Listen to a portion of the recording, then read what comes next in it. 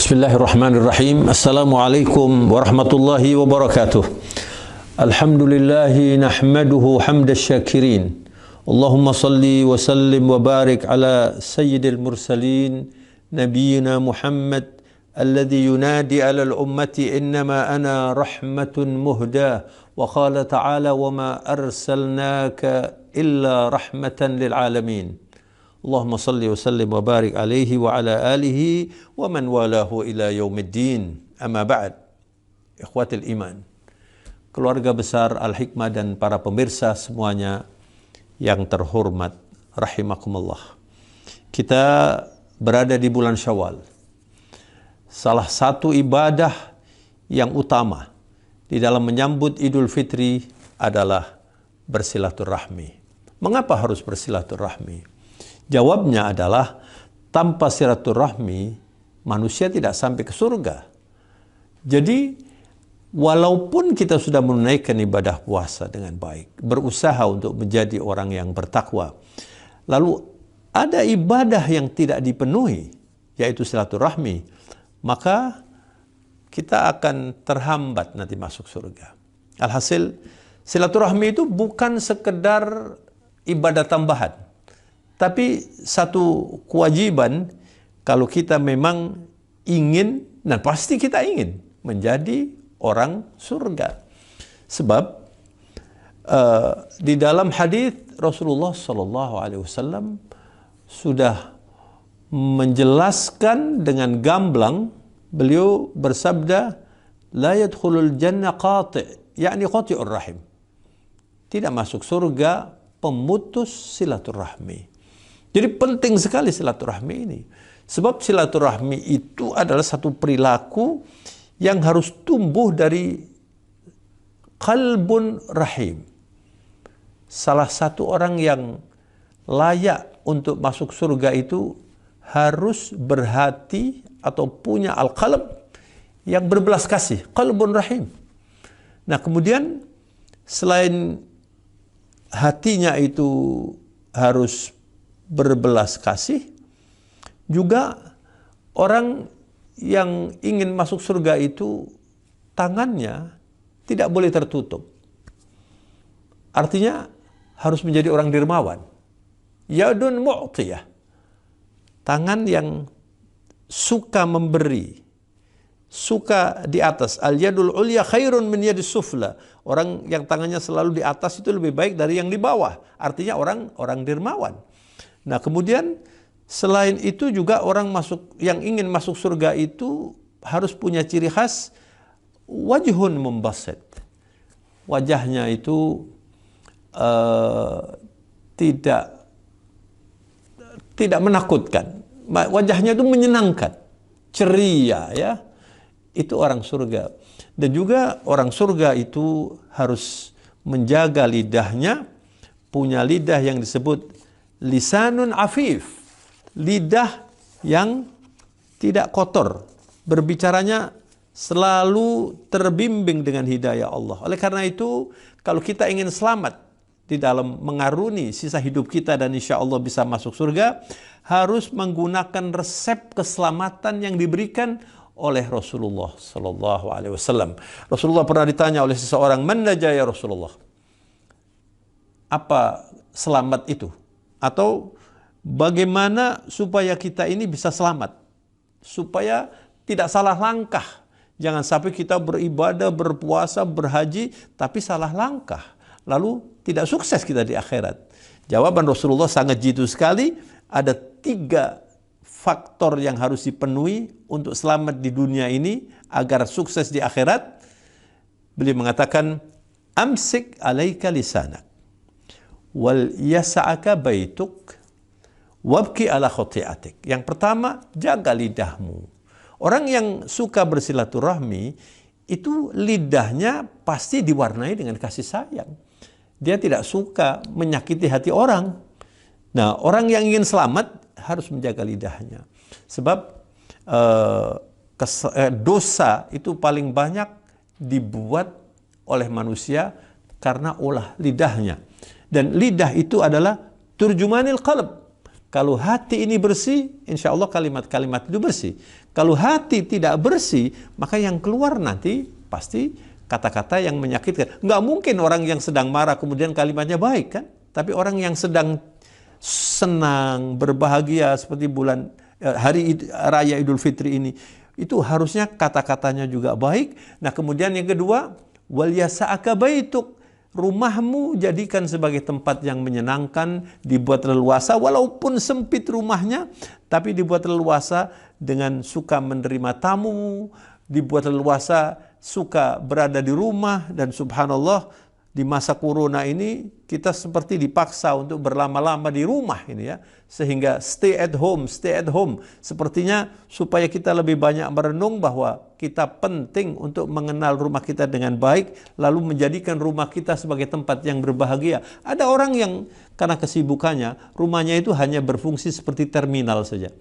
Seperti kalau orang pergi kemudian berhenti di terminal, lalu berangkat lagi. Ya, orang yang seperti itu sulit untuk bisa membahagiakan keluarganya. Atau yang lebih parah lagi, rumahnya seperti rumah sakit saja. Kalau sakit saja dia di rumah. La ilaha illallah. Ini dunia yang semakin cepat, yang semakin bersaing begitu ketat dalam hal mencari nafkah, mencari kekayaan ini, bisa merubah kehidupan yang bernuansa silaturahmi, lalu menjadi kehidupan yang gersang.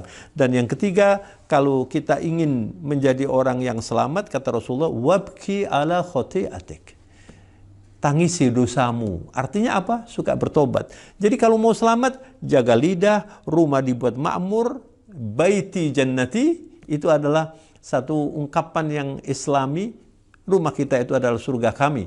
Kita senang di rumah, ketemu dengan keluarga, ketemu dengan tamu, lalu memperhatikan apa yang sudah kita kerjakan, kesalahan-kesalahan itu cepat ditobati, dan kita ratapi, supaya kita nanti kembali kepada Allah dalam keadaan yang baik. Nah, Idul Fitri ini adalah hari silaturahmi. Tidak berarti bahwa silaturahmi itu hanya Idul Fitri, tidak. Tapi puncaknya adalah hari Idul Fitri ini adalah hari silaturahmi. Sebab kalau orang tidak bersilaturahmi, tidak menghargai, tidak menyintai orang lain, Rasulullah mengatakan, man la yarham la yurham, man la yaghfir la yughfar.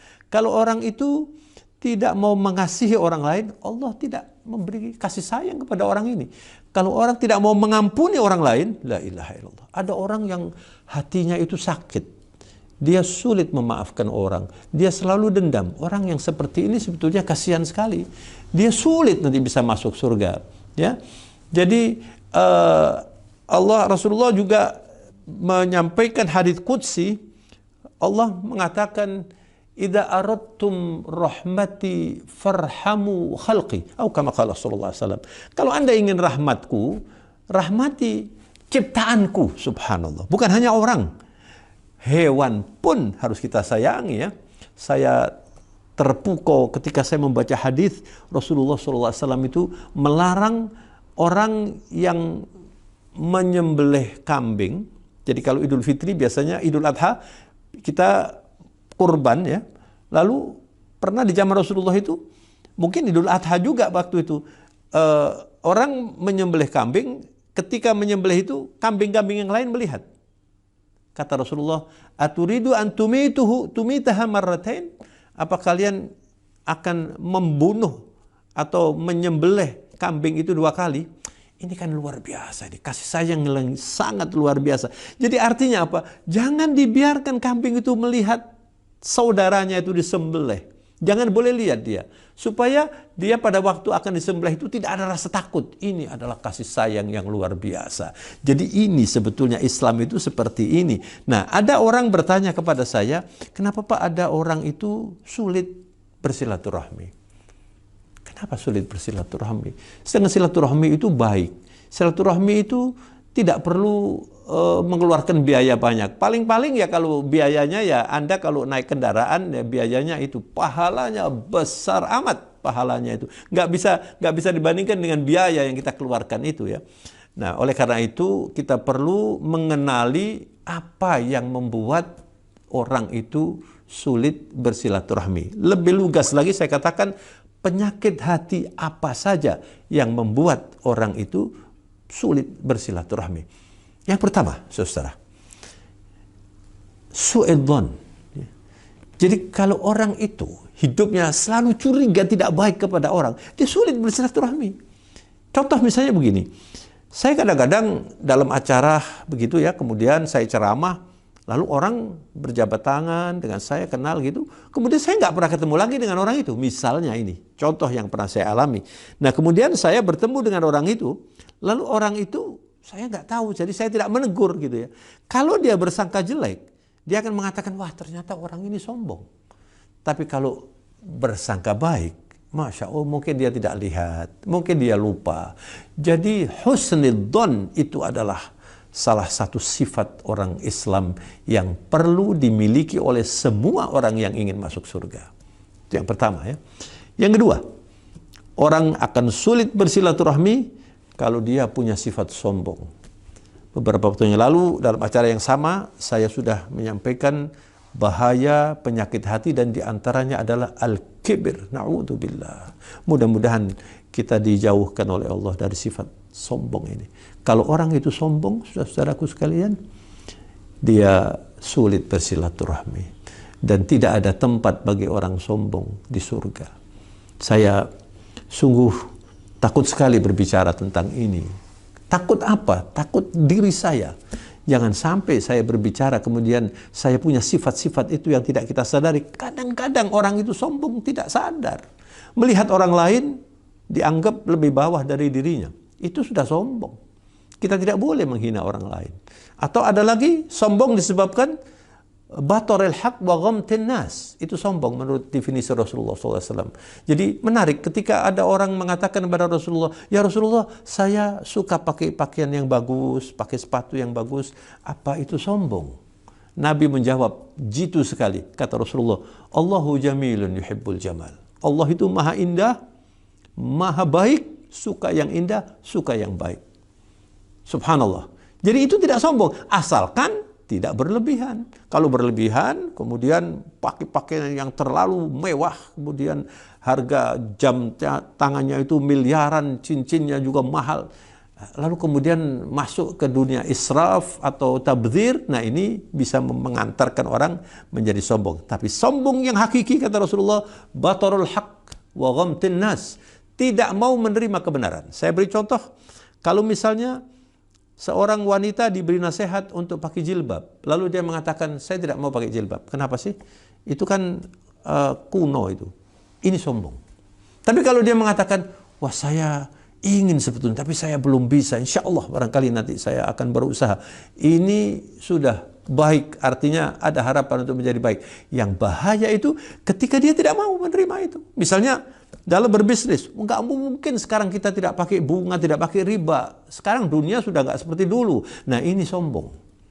Kalau Anda mengatakan, wah saya masih pakai begini caranya ya, mudah-mudahan saya berusaha untuk bisa tidak. Lah ini insya Allah nanti dimudahkan jalannya oleh Allah. Jangan menolak hak, jangan menolak kebenaran, ajaran Allah. Ada lagi yang berbahaya, tidak mau membagi warisan seperti Al-Quran. Ya Allah, pasti tidak barokah, pasti sulit, dan itu sombong. Dan yang kedua, sombong itu adalah batarul haq wa ghamtin nas.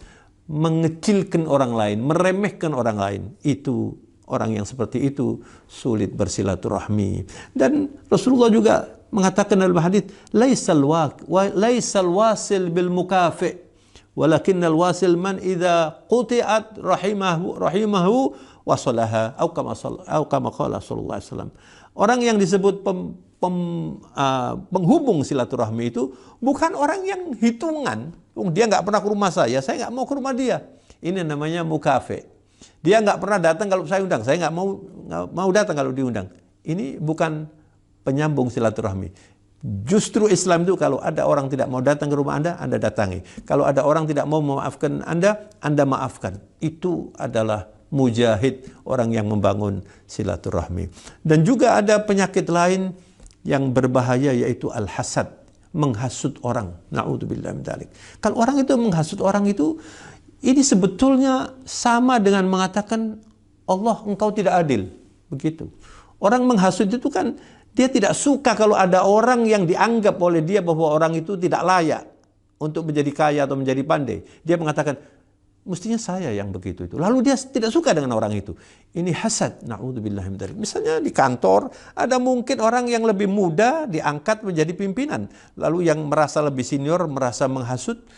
Ini bahaya sekali. Saya mengatakan bahwa orang menghasut itu, orang yang punya sifat hasut itu orang bodoh yang tidak sadar dan dia menghancurkan dirinya. Sebab Rasulullah mengatakan, al-hasadu ya'kulul hasanat kama ta'kulun narul hatab. La ilaha illallah. Mudah-mudahan kita dijauhkan.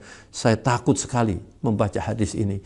Menghasut itu menghabiskan pahala Anda, menghabiskan kebaikan-kebaikan Anda, dimakan seperti api makan kayu. Itu adalah orang yang menghasut. Jadi marilah silaturahmi ini kita perhatikan, ya. Hidup itu harus selalu bersilaturahmi. Orang itu kalau memaafkan orang itu bukan melihat orangnya, tapi memaafkan orang karena Allah. Ada cerita sebagai penutup, Rasulullah itu pernah mengatakan kepada para sahabat di masjid, lalu Nabi mengatakan begini, yattali'u alaikum rajulun min ahlil jannah. Nabi mengatakan sebentar lagi ada orang keluar dari pintu itu atau masuk dari pintu itu, hada min ahlil jannah, itu orang surga itu. Subhanallah. Ternyata orang yang keluar dari situ itu orang yang tidak terkenal, tidak disebutkan di dalam hadis siapa orang itu. Orangnya baru wudhu, kemudian sandalnya dibawa masuk begini, orang itu. Berselang berapa lama Rasulullah mengatakan yang sama, yattali'u alaikum rajulun min ahlil jannah. Ada orang masuk sebentar lagi masuk surga. Itu orang surga itu kata Nabi. Dan kalau Nabi mengatakan masuk surga itu sudah pasti. Karena Rasulullah itu la yantiqu anil hawa in huwa illa wahyun yuha. Ternyata orang itu juga sampai 3 kali. Ternyata setelah diteliti ada orang yang belajar ke rumahnya. Salah satu sifat orang itu adalah kalau akan tidur dia mengingat-ingat siapa yang hari ini menyakiti hati saya. Saya maafkan ya Allah. Dia juga seorang yang jualan di pasar. Begitu ceritanya, kalau misalnya dia barangnya sudah laku pagi-pagi, kemudian temannya di pasar itu belum laku, didoakan. Ya Allah, ini orang yang hatinya bersih, qalbuhu rahim. Makanya kita harus minta tolong kepada Allah. Allahumma ati nafsi taqwaha wa zakkiha anta khairu man zakkaha anta waliyuha wa maulaha. Itu doa yang penting. Ya Allah, bersihkan saya ini, hati saya. Jadikan saya menjadi orang yang bertakwa. Engkaulah yang bisa merubah.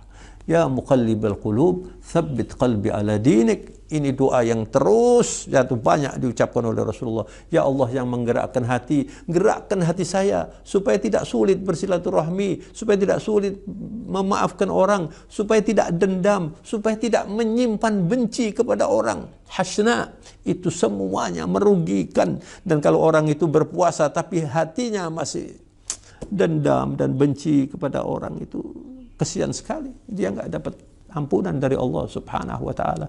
Jadi silaturahmi harus menjadi warna kehidupan kita sepanjang tahun, bukan hanya Idul Fitri. Idul Fitri ini adalah puncaknya. Mari kita bersilaturahmi, kita maafkan orang yang memaafkan kita, kita maafkan yang tidak memaafkan kita, yang tidak minta maaf juga kita maafkan. Tidak ada ruginya, kita akan untung. Demikian orang-orang yang punya sifat surgawi. Mudah-mudahan kita tergolong mereka itu.